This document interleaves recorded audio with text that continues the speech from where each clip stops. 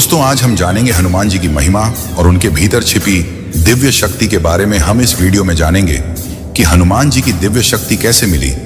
क्या आपने कभी महसूस किया है कि आपके जीवन में ऐसे पल आते हैं जब सब कुछ रुक सा जाता है, जैसे भीतर का विश्वास डगमगा जाता है और मन कहता है अब नहीं होगा। वो पल जब जीवन की राहें अंधेरी लगती हैं, तभी कोई आवाज भीतर से फुसफुसाती है, उठो, तुम अकेले नहीं हो। तुम्हारे भीतर संकट मोचन हनुमान की शक्ति सोई हुई है। हाँ, वही हनुमान जो केवल मंदिर की मूर्ति नहीं है, बल्कि हर मनुष्य के भीतर धधकती अजेय ऊर्जा का प्रतीक है। हनुमान जिन्हें संकट मोचन कहा गया, क्योंकि वे संकटों को मोड़ देते हैं, भय को भगा देते हैं और मनुष्य को उसकी असली क्षमता से परिचित कराते हैं। वो केवल पवन पुत्र नहीं, वो मन पुत्र भी हैं, क्योंकि उनका जन्म हुआ था शक्ति, श्रद्धा और समर्पण से। जब हम हनुमान की कथा सुनते हैं तो लगता है ये तो एक देवता की कहानी है, पर सच्चाई यह है कि ये आपकी और मेरी कहानी है। हनुमान का जन्म किसी विशेष युग में नहीं हुआ, उनकी शक्ति हर युग में जन्म लेती है। जब भी कोई मनुष्य डर से बाहर निकलकर धैर्य और सेवा का मार्ग चुनता है, वह स्वयं हनुमान बन जाता है।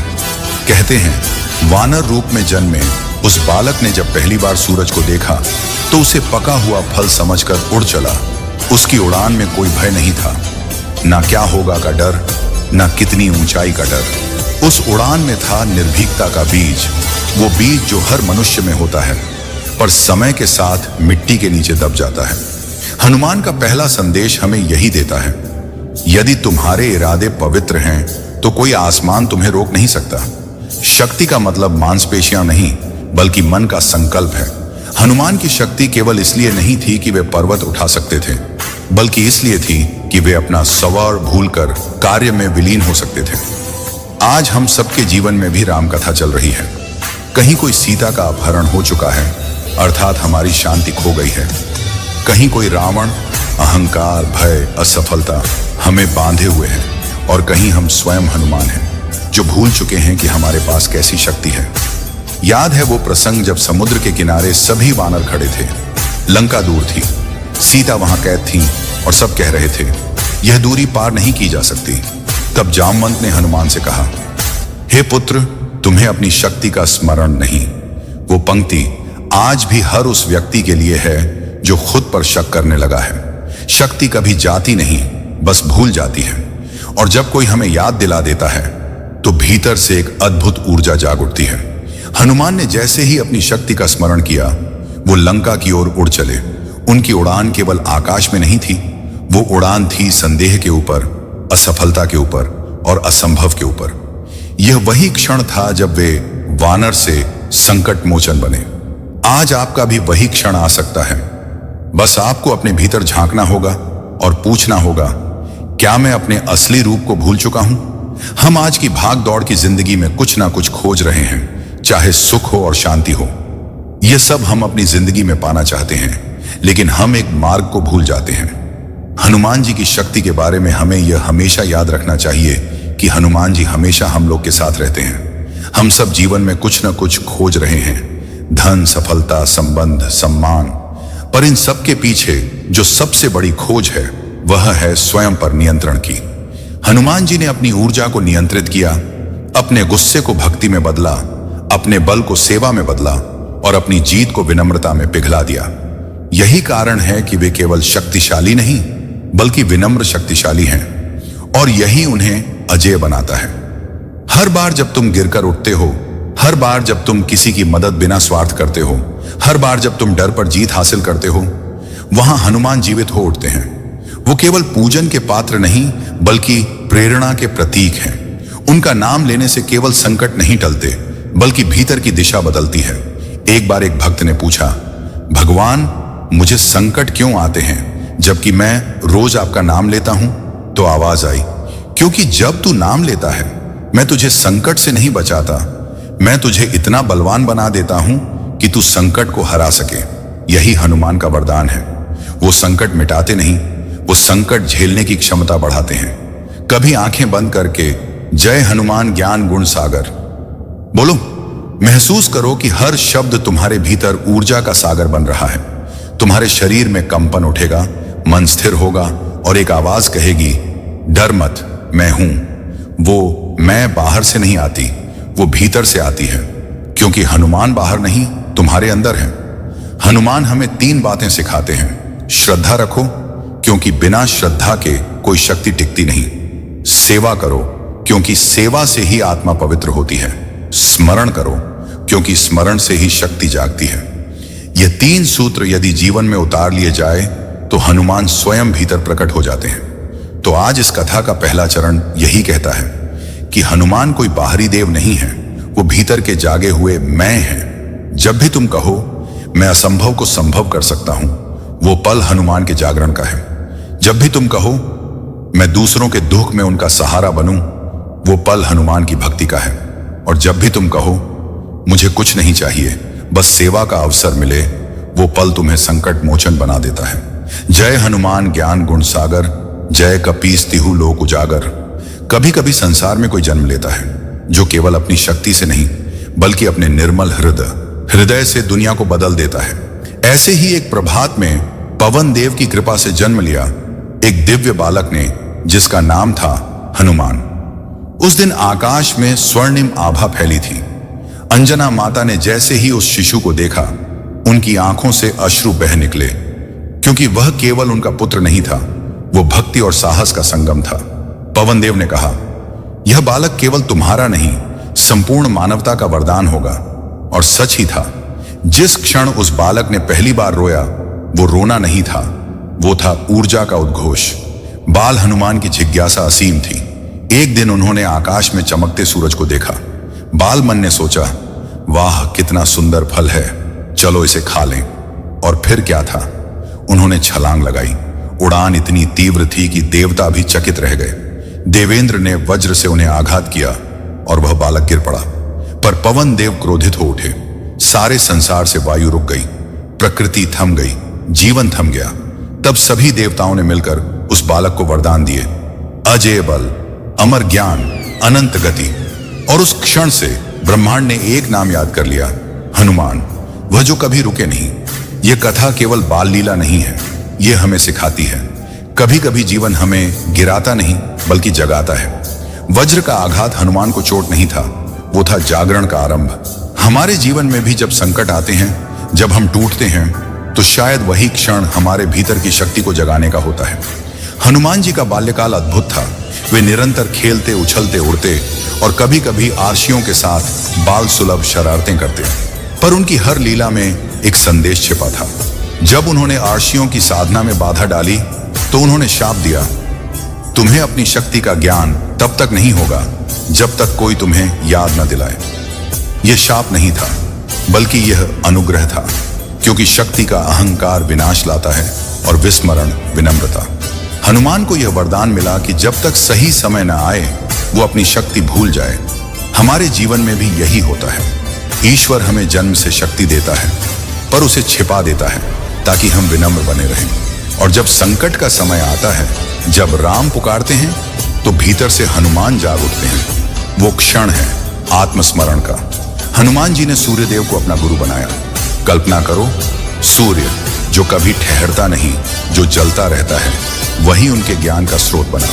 सूर्य ने कहा, मेरा समय अमूल्य है, मैं ठहर नहीं सकता।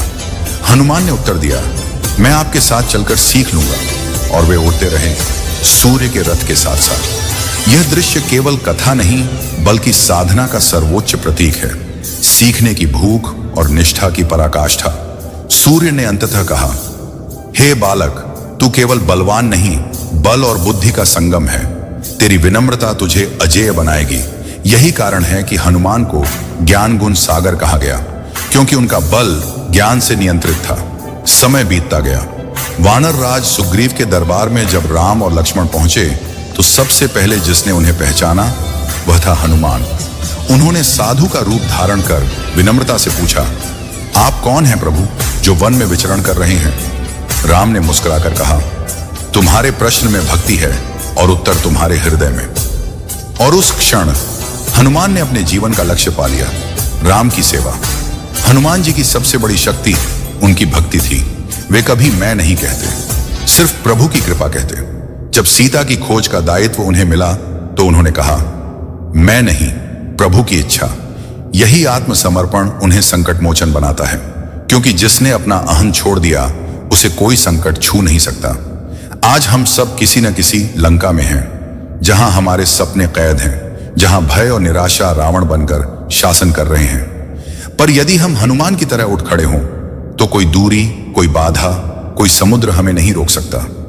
हनुमान का यह दूसरा चरण हमें याद दिलाता है कि सच्ची शक्ति वही है जो सेवा और विनम्रता में खिलती है। कभी सोचा है क्यों हनुमान को संकट मोचन कहा गया? क्योंकि वे दूसरों के दुख को अपना बना लेते हैं। वे किसी को उपदेश नहीं देते, बस उसके साथ खड़े रहते हैं। जब लक्ष्मण मूर्छित हुए, हनुमान ने संजीवनी पर्वत उठा लिया। पर ध्यान दीजिए, उन्होंने यह नहीं पूछा मुझे क्या मिलेगा। उन्होंने बस सोचा, जहां सेवा है वहीं मेरा धर्म है। हनुमान जी की कथा कहती है, भक्ति का मतलब केवल नाम जपना नहीं, बल्कि अपने जीवन को सेवा में ढालना है। जब भी तुम किसी की मदद करते हो, जब भी तुम अपने भय पर विजय पाते हो, तब तुम भी संकट मोचन बनते हो। जब हनुमान समुद्र के किनारे खड़े थे और सभी वानर निराश थे, तब जामवंत ने कहा, हे पवन पुत्र, उठो, तुम्हें अपनी शक्ति याद करो। और उसी क्षण भीतर का विस्मरण टूट गया। हनुमान ने अपने स्वरूप को पहचाना और कहा, जैसा राम का कार्य वैसा हनुमान का प्राण। वो उड़ चले, आकाश को चीरते हुए, जैसे कोई आत्मा अपने लक्ष्य की ओर जा रही हो। यह उड़ान केवल कथा नहीं, यह हर उस व्यक्ति की उड़ान है जो खुद को याद कर लेता है। हनुमान की यात्रा अब शुरू हो चुकी थी। बालक से सेवक, सेवक से भक्त और भक्त से संकट मोचन बनने की यह यात्रा हम सबके जीवन का दर्पण है। क्योंकि हर मनुष्य में एक बाल हनुमान सोया हुआ है, जो अपनी शक्ति भूल चुका है, जो अपने उद्देश्य को ढूंढ रहा है। और जिस दिन वह कहेगा, मैं सेवा के लिए हूं, अहंकार के लिए नहीं, वो दिन उसके भीतर के हनुमान का जागरण होगा। जय हनुमान ज्ञान गुण सागर, जय कपीस तिहु लोक उजागर। जब कोई शक्ति अपने लिए नहीं, दूसरों के लिए जीना सीख लेती है, वहीं से उसकी महिमा अजेय हो जाती है। लंका दहन के बाद हनुमान लौट चुके थे। राम की आंखों में आनंद था, पर युद्ध अभी बाकी था। रावण अभी जीवित था, अहंकार अभी जलना था। हनुमान अब केवल एक दूत नहीं रहे, वे बन चुके थे प्रेरणा का स्रोत, सेवा का स्वरूप, संकट मोचन। राम ने लक्ष्मण से कहा, भैया, यदि हनुमान न होते तो यह कार्य असंभव था। लक्ष्मण बोले, प्रभु, हनुमान में केवल बल नहीं, आपके प्रति अडिग प्रेम है। यही प्रेम उन्हें अजेय बनाता है। राम मुस्कुराए, सही कहा, जिसके भीतर प्रेम है उसे किसी बाहरी हथियार की आवश्यकता नहीं। लंका के मैदान में युद्ध आरंभ हुआ। रावण के योद्धा, रथ, अस्त्र शस्त्र सब भयंकर थे, पर हनुमान वहां भी शांत थे। उनकी आंखों में क्रोध नहीं, केवल कर्तव्य की लौ जल रही थी। जब जब किसी वानर ने चोट खाई, हनुमान दौड़कर उसकी सेवा करते। वे सैनिक नहीं थे, वे उपचारक थे। यहां पहली झलक दिखती है संकट मोचन का पहला स्वरूप, जो दूसरों के दर्द में खड़ा होता है। एक दिन युद्ध भीषण हुआ। रावण के पुत्र मेघनाद ने एक शक्तिशाली बाण छोड़ा, जो लक्ष्मण के वक्षस्थल में आ लगा। लक्ष्मण मूर्छित हो गए। राम रो पड़े, यदि लक्ष्मण नहीं रहे तो मेरा अस्तित्व ही अर्थहीन है। वह दृश्य, पूरा रणभूमि मौन हो गया। तभी चिकित्सक सुषेण ने कहा, हे प्रभु, हिमालय की द्रोणगिरी पर संजीवनी बूटी है, सूर्योदय से पहले लाना आवश्यक है, वरना प्राण लौटना कठिन है। राम ने नजर हनुमान पर डाली। कुछ कहने की आवश्यकता ही नहीं थी, आंखों ने ही आज्ञा दे दी। हनुमान ने प्रणाम किया, प्रभु, प्राण रहें या न रहें, आपका कार्य अवश्य पूरा होगा। और वे उड़ चले, आकाश को चीरते हुए, समय से दौड़ते हुए। रात का समय था। हिमालय में हनुमान उतरे, पर वन में अंधकार था और हजारों औषधियां चमक रही थीं। उन्होंने सोचा, कौन सी संजीवनी है? फिर हृदय से आवाज आई, जहां भ्रम हो वहां संकल्प से कार्य करो। और हनुमान ने पूरा पर्वत उठा लिया। वे बोले, जब पहचान न हो सके तो पूरा स्रोत ही साथ ले चलो। उनका उड़ना केवल कार्य नहीं था, वह प्रेम का संकल्प था। जब वे लौटे, उनकी छाती से पसीने की धाराएं बह रही थीं, पर आंखों में चमक थी। उन्होंने पर्वत रख दिया, औषधि लाई गई और लक्ष्मण के प्राण लौट आए। राम की आंखों में आंसू थे। उन्होंने कहा, हनुमान, आज तुमने मुझे मेरे प्राण लौटाए हैं। हनुमान ने सिर झुका दिया। प्रभु, जो आपके कार्य में है वह मेरे प्राणों से भी प्रिय है। यही वह क्षण था जहां हनुमान शक्ति से भक्ति में परिवर्तित हो गए, जहां बल बन गया करुणा। राम ने कहा, हनुमान, तुम मेरे लिए संकट मोचन हो। संकट मोचन अर्थात जो केवल अपने संकट नहीं मिटाता बल्कि दूसरों के संकट भी हर लेता है। हनुमान ने पूछा, प्रभु, मनुष्य संकटों से क्यों घिरता है? राम बोले, क्योंकि मनुष्य दूसरों के दर्द से दूर भागता है। जिस दिन वह दूसरों के दुख में सहभागी बन जाएगा वो कभी संकटग्रस्त नहीं रहेगा, क्योंकि ईश्वर उसी में वास करता है